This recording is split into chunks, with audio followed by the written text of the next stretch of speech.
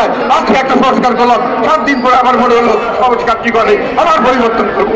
আপনি সব সংস্কার একবারে করে ফেলবেন, সবকিছু আপনি একবারে করে ফেলবেন, এটা সেই ধরনের ব্যাপার নয়। চাল যদি আপনি দেন, যতই তাপমাত্রা ভরান, ভাত হতে একটা সময় লাগবে রে ভাই, সেই সময়টা তাকে দিতে হবে।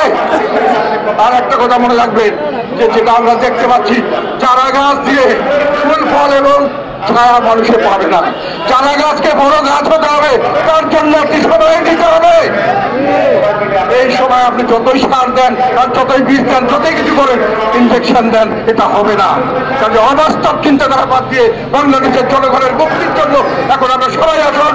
আমরা চাই বর্তমান সরকার প্রধান এবং তার সঙ্গে তার নিয়োগকর্তা এবং তার অভিভাবকগণ সহ উনি সরকার থেকে চলে গিয়ে রাজনীতিতে আসুক। ওনার রাজনীতি যদি জনগণ গ্রহণ করে, আমরা রাজি আছি ওনার কাজ করার জন্য, জনগণের সঙ্গে আমরা থাকবো।